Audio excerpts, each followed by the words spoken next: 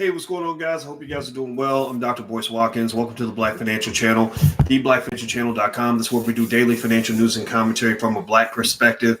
Make sure you subscribe to theblackfinancialchannel.com. Support Black media.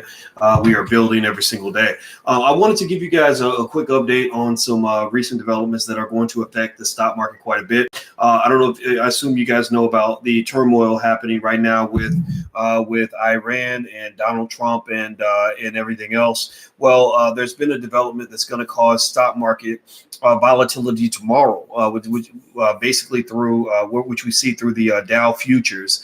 The futures market is basically where you're making transactions in the future. So effectively, when the futures market drops, that basically means that you can expect that tomorrow the Dow is going to be lower than it was today. And so here's the story, and I'm going to read out to you off CNBC and give you an interpretation. U.S. stock futures plunged on Tuesday night on reports that rockets were fired at an Iraqi Air Force base that hosts American troops. The Dow Jones Industrial Average futures dropped 256 points and indicated a loss of 282 points at Wednesday's open. S&P 500 and NASDAQ 100 futures pointed to losses of at least 1%. U.S. military officials told NBC News that the Al-Assad Air Base, which is located in western Iraq, has come under attack, with multiple projectiles hitting it. It is not clear, however, whether the attack came from missiles or rockets. The news also sparked a surge in oil prices, which is expected because whenever there's turmoil in the Middle East, you tend to see an increase in oil prices. So if you own stocks in oil companies, chances are you saw some value creation there. What else? Also, the price of gold is probably going to go up. I don't buy gold directly. I buy an ETF with the ticker symbol GLD, which tracks gold pretty closely. So gold is considered a safe haven asset, which is the asset that people tend to buy when they're a little bit nervous when crazy things like this happen. Crude futures jumped more than 3%, so the price, which is connected to the price of oil. Gold futures for February delivery were up by 1.3%.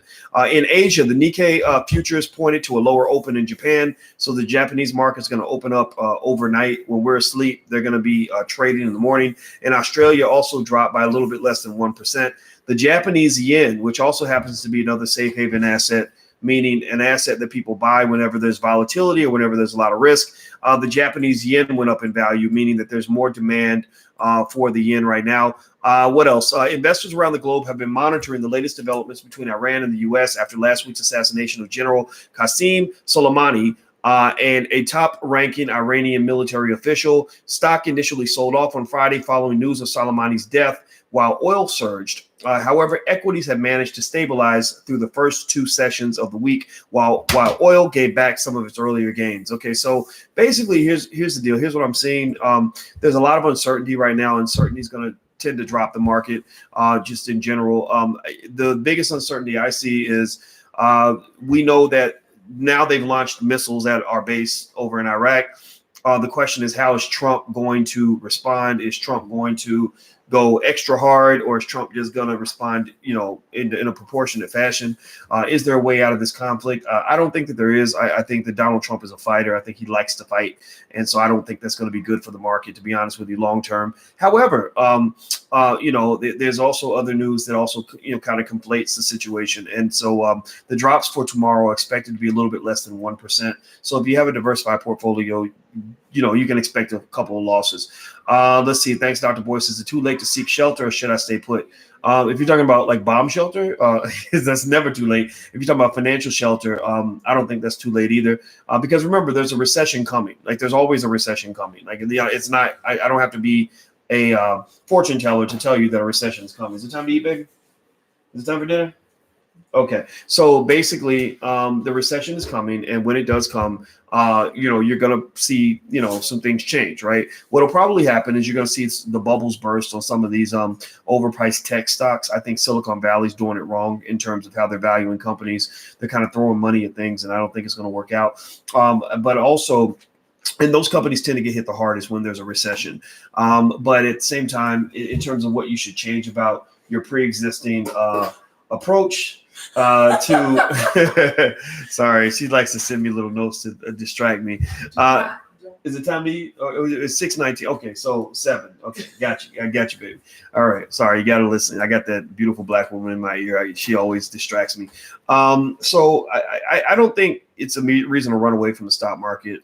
It's just a matter of understanding what's happening, right? So that's the reason why I like to talk about this stuff. Kenny says, what about real estate? I think real estate's always a good play. In fact, I would ask you this. Can you think of any real estate you could have bought 20 years ago where the value today would be lower than what it was 20 years ago? Like, is there any real estate investment you can think of in a reasonable neighborhood where the houses cost more 20 years ago than they cost now? You probably can't. It's probably hard to think of stuff like that. So real estate is usually almost always a good play. I've been making some real estate moves lately. We actually went down. There's this place we bought, and we were renting it out to students down the University of Chicago campus, and we're going to and we're getting it all fixed up and ready and stuff like that. But in general, the 3 major areas of investment are stocks and bonds, real estate, and entrepreneurship. And so the perfect family wealth plan is, one, to have a family business, have some sort of LLC in your name so you can write things off so that you can at least save tax money. Number 2, invest in the stock market. You can do that consistently on your apps. Cash App will let you buy stock, stuff like that. Number 3, real estate. Home ownership is always a great way to go. Property ownership in general, resource acquisition is important. I remember black people owned 15 times more land 100 years ago than we own today. So ownership is really important, I think, in terms of making that part of your plan. The cool thing about real estate ownership is that you don't have to have this amazing credit score to do it. A lot of people are afraid of it because they think you have to have high credit, and you just don't. I mean, they've got all kinds of programs out there for you. What about Bitcoin? I own some crypto. I own some Bitcoin. I don't see Bitcoin as a solution. It's not a catch-all. Like, investing's not something where there's one type of investment that's going to just do it all for you. You really want to diversify, and you try different approaches. So I do own some crypto, but I don't put all my faith in crypto. And do I know what's going to make money and what's not? Nobody knows. The area where the easiest money is made, honestly, and this is something you can teach your kids, is I believe the easiest money is made by learning the basics of entrepreneurship. I believe that if children learn the basics of entrepreneurship, then they're able to figure out just where the money is and figure out easy ways to make, easy flips. Easy flips, I mean, like basically little things like being able to buy something for $5 and sell it for 10. So that's my thought on that. And so anyway, I got to go, guys. I just wanted to share this with you. I think I'm going to really be following this situation in Iran.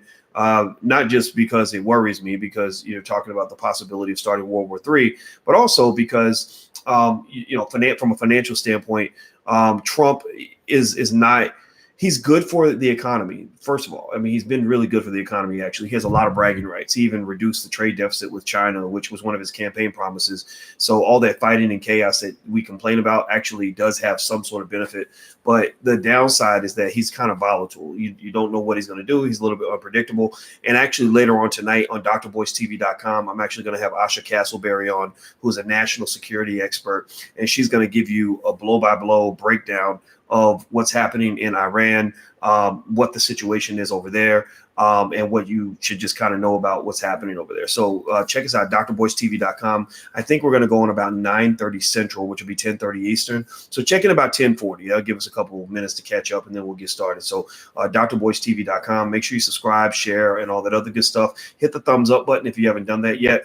And last but not least, if you're interested in joining our wealth building program for children, we have a Black Business School for Children. You can go to blackmillionairesoftomorrow.com. That's blackmillionairesoftomorrow.com. Or if you want to learn more about the stock market, I have a great stock market investing class at theblackstockmarketprogram.com. That's theblackstockmarketprogram.com. So I'm out of here, guys. I'll see you tonight, Nakia. She says I'm looking forward to that. Good. All right. And I love all of you guys who hang out with me all day long, because I think this is fun. I think it's fun to just be smart, Black, and engaged like every day. So literally, I just love talking to each and every one of you. So I'll see you guys soon. Have a good day. I'll talk to you later. Peace.